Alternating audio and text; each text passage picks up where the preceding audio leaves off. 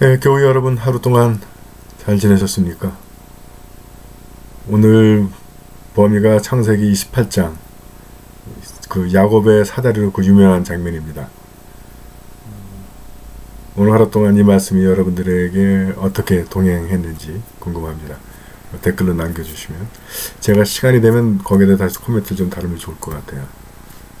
그리고 이 제 묵상 나눔을 영상으로 하는 게 좋은지 아니면 글로 하는 게 좋은지 좀 여러분들의 느낌을 좀 적어주시면 제가 이 프로그램을 진행하는 데 도움이 될 것 같습니다. 그러면 이제 제 영상 나눔을 하도록 하겠습니다.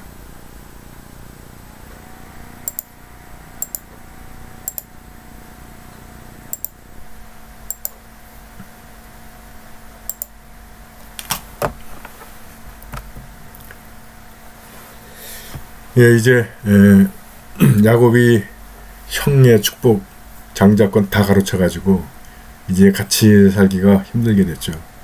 에사우가 늘 야곱에 대해서 너 아버지만 죽으면 내가 그냥 안 둔다 이를 갈고 있으니까, 그래서 결국 이제 이삭이 야곱을 불러서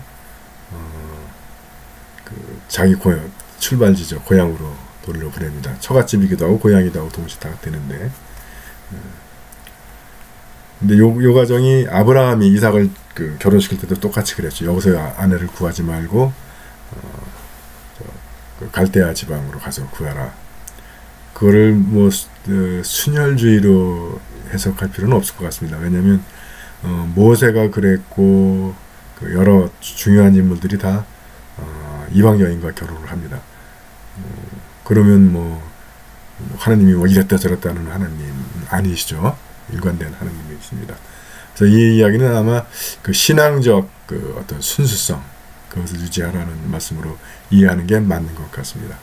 그래서 보내면서 이제 이삭이 야곱에게 축복을 해줍니다. 그 축복의 내용이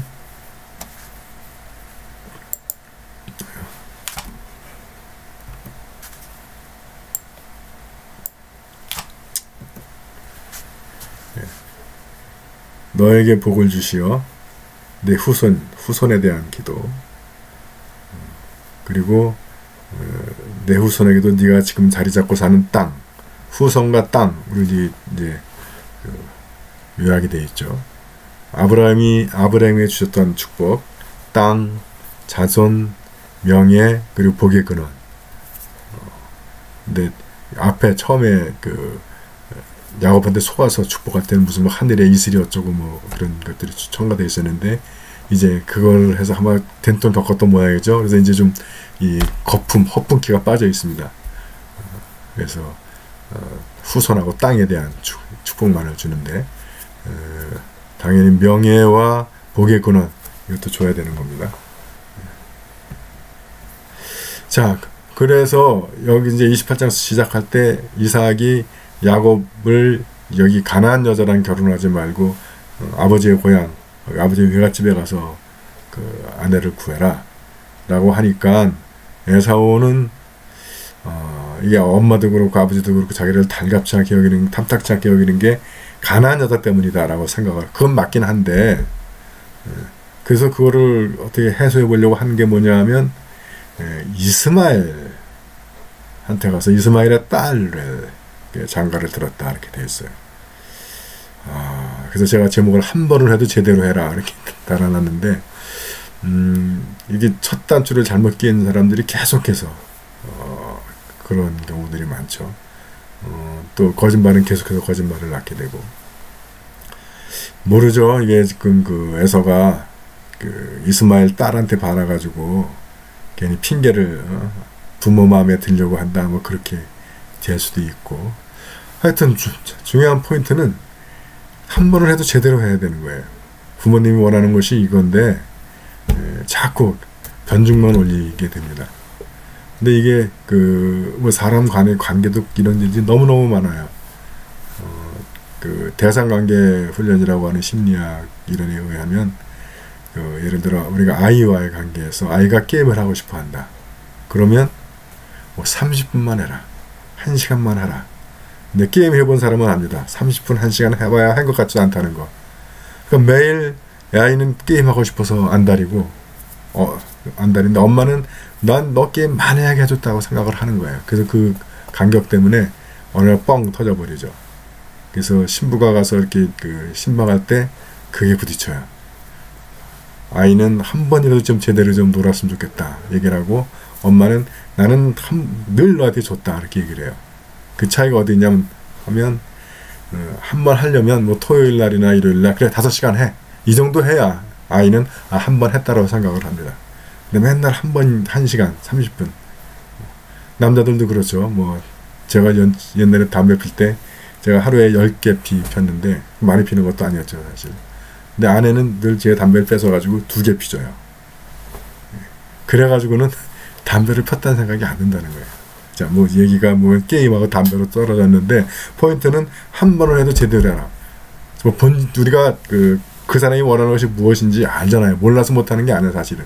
근데 자꾸 다른 것, 사이비 비슷한 것 가지고선 때우려고 하니까 문제가 해결이 안 됩니다. 그 정치인들 사과도 그렇죠. 사과하려면 확실하게 해버려야 돼요. 정말 내가 잘못했다 깔끔하게 해야지 거기다가 자꾸 이것저것 붙여버리면 국민들이 더 열나고 짜증만 나죠. 예. 그래서 우리가 인간관계에 있어서도 하려면 제대로 하자. 특히 사과의 문제 같은 거, 또 남에게 베푸는 문제에 있어서는 확실하게 줘라. 그리고 사과할 때는 확실하게 사과해라 하는 것입니다. 자, 그래서 이제 야곱은 브에셀을 떠나서 하란으로 갑니다. 도망치는 밤이, 형이 두려워서 도망치는 밤입니다. 그래서 여기에 한 곳에 이르러 밤을 지내게 되었다. 해는 이미 서산으로 넘어간 뒤였다. 이렇게 되어 있어요. 그리고 20년이 흐른 다음에 야곱이 야복 강가에서 기도를 밤새 하느님과 씨름하고 나서 이제 엉덩이 뼈가 부러져서 쩔뚝거리고 이제 뭐 에사오 도망도 못 가는 상황. 그래서 지팡이 짚고 쩔뚝거리고 올 때 해가 떠오른다고 표현이 나옵니다. 20년 동안 뭐 밤이 없었고 해가 안 떴겠어요? 그래서 이제 여러분 성경의 말씀은 이게 그 영적인 의미라는 거예요. 근데 그 20년 동안에 해가 떴다라는 얘기가 안 나와요. 그러니까 이 야곱은 승승장구했죠. 형을 이겨먹고 아버지를 속여먹고 해가지고 장자권 뭐 축복 다 받았지만 그것이 햇빛 찬란한 그런 낮이 아니라는 거예요. 오히려 그것은 그를 밤으로 이끈다는 겁니다. 그리고 그 밤이 끝나는 때는 그 밤 동안 20년 동안에 어떤 일이 있냐면 계속 싸움이에요. 싸움. 장인하고 싸우고 처남들하고 싸우고 또 자기 부인들은 또 부인들끼리도 싸움이고 서로 경쟁하고 싸우는 삶. 밤이죠. 어둠이죠. 안식도 없고 평안도 없고 결국 마지막까지 이제 형을 어떻게 뇌물 이런 걸로다가 해보려고 하다가 결국 하나님의 손에 의해서 엉덩이 뼈가 부러지고 나서 도망도 못 가고 지팡이를 짚고 썰뚝거리면서 나올 때 오직 자기 재주나 자기 힘이나 자기 능력을 의지하는 것이 아니라 이제 오로지 그냥 하나님께 처분에 맡깁니다 하고 갈 때 해가 떠오르면서 자기를 죽이기 위해서 오던 에서의 마음이 바뀌죠. 그가 아마 그 야곱이 의리 번쩍지근하게 갔으면 덮쳤을 거예요. 에서가 질투가 나서. 근데 이건 지팡이 짚어가면서 쩔뚝거리면서 해가 어스름 떠오르는데 오는 모습을 보니까 그래도 형제 아니야. 측은한 생각이 들었겠죠. 그래서 거기서 화해가 이루어지는 이야기입니다. 자, 그래서 지금 이것은 도망치는 어두운 밤입니다. 장자권과 축복을 다 받은 순간이 오히려 밤이 된다는 거예요. 그리고 엉덩이뼈가 부러져서 걷기도 힘든 시간이 오히려 아침이 된다는 이게 신앙의 신비입니다. 우리가 지금 어느 위치에 있든지 우리가 세상적으로 우리가 뭐 찬란한 햇빛 영광 가운데 간다라고 생각할 때가 오히려 가장 위험할 때고 세상적으로 우리가 정말 다 망했고 어디 의지할 곳이 없구나라고 할 때가 가장 희망적인 시간일 수 있습니다. 가장 아침이 가까운 시간일 수 있겠죠. 자, 그래서 그 광야에서 돌베개를 베고 잠을 잤어요. 근데 여기 뒤에 보면 그 베개로다가 뭐 석상을 삼고 그랬다는 거 보면 이게 조그만 돌멩이는 아닌 것 같아. 그래서 이거 베개를 베고 잤다. 침대 아니었을까? 하여튼 뭐 어쨌든 침대면 근데 혼자서 그 돌을 세우기도 쉽지는 않았는데, 그런 면에서 보면 이 돌베개라고 하는 것도 어떤 실제적인 어떤 스톤, 돌덩어리가 아니고 영적인 의미가 있는 것 같아요. 우리가 베고 우리가 그 위에 눕는 것. 하여튼 그 베개를 베고 잠을 자는데 꿈에 땅에서 하늘에 닿는 층계가 있고 그 층계를 하느님의 천사들이 오르락 내리락 하는 것을 보고 있었다. 이 이야기 어디 또 나냐면 어제 읽었죠. 나다나엘이 예수님께 나왔을 때 예수께서 너는 참 이스라엘 사람이구나 라고 하니까 저를 어떻게 아십니까? 하면서 거기에 그냥 너무 기분이 좋아가지고 칭찬 들으니까 선생님은 그리스도십니다. 메시아십니다. 라고 고백하니까 주님이 내가 너를 알았다. 알아본 거 이거 하나 가지고 그러냐? 그러면서 너는 앞으로 하늘이 열리고 하느님의 천사가 그 층계를 오르락 내리락 하는 것도 보게 될 것이다. 하늘이 열리고 이 코로나 상황에서 중요한 것이 하늘이 열리는 거죠. 그래서 우리에게 구원의 길이 열리고 하늘의 뜻이 이 땅 위에 내려오는 것, 하느님의 주권이 이 땅 위에 이루어지는 것, 그리고 그 하늘과 땅을 연결하는 층계를 오르내리락 하는 것, 하늘과 땅을 연결시켜주는 사다리, 그게 예수 그리스도이시죠. 하나님과 우리를 연결시키는. 그리고 그 예수님의 사제직을 본받아 하고 있는 교회입니다.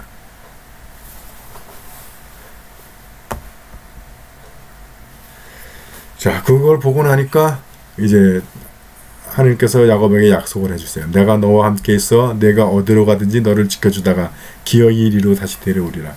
너에게 약속한 것을 다 이루어줄 때까지 나는 네 곁을 떠나지 않으리라. 예. 제가 그래서 제목을 붙잡아야 할 약속을 이렇게 잡았습니다. 우리가 그 큐티 할 때 스페이스, 신트 콤페스, 프라미스 투 킵, 클레임, 붙잡아야 할 약속. 이런 약속 여러분들이 보고 나에게도 이런 일이 일어났으면 좋겠다라고 하는 것을 딱 잡으시는 거예요. 읽으시다가. 그리고 계속 기도하실 때 그걸 기도하시는 겁니다. 이 약속의 말씀이 저에게도 이루어지게 해주십시오. 내가 너와 함께 있어 내가 어디로 가든지 너를 지켜주다가 기어이 이리로 다시 데려오리라. 너에게 약속한 것을 다 이루어질 때까지 나는 내 곁을 떠나지 않으리라. 이 시간 붙잡으셔서 여러분의 약속으로 잡으십시오. 야곱은 잠에서 깨어나 참말 야훼께서 여기 계셨는데도 내가 모르고 있었구나 하며 두려움에 사로잡혀 외쳤다. 이 얼마나 두려운 것인가. 여기가 바로 하나님의 집이요 하늘문이로구나. 야곱은 아침 일찍 일어나 베고자 던 돌을 세워 석상을 삼고 그 꼭대기에 기름을 붓고는 그것을 베델, 하나님의 집이라는 뜻이죠. 자, 그렇다면 우리의 베델은 지금 내가 있는 곳입니다. 참말 야훼께서 여기 계셨는데도 내가 모르고 있었던 거예요. 우리가 그 하나님의 편재성이라고 그러잖아요. 하나님은 안 계신 곳이 없다. 하나님은 어느 우주에 충만하시다. 어디나 다 계시다. 그러니까 정말 우리가 깨닫는 거는 하나님이 그 시간에 거기 와 있는 게 아니라 우리의 눈이 열리고 우리의 마음이 열려서 하나님을 알아보는 겁니다. 그게 우리의 베델이에요. 그래서 여러분이 그 영안이 열리고 마음이 열려서 하나님이 나와 함께 계시구나. 하나님이 나를 위해서 이 일을 하셨구나. 하나님께서 나를 이렇게 인도하셨구나. 그걸 깨닫는 순간 그 순간이 여러분의 베델이 되는 것입니다. 오늘 하루 여러분 삶에 이 베델의 순간이 많이 있기를 축원드립니다. 오늘 여기까지 하겠습니다.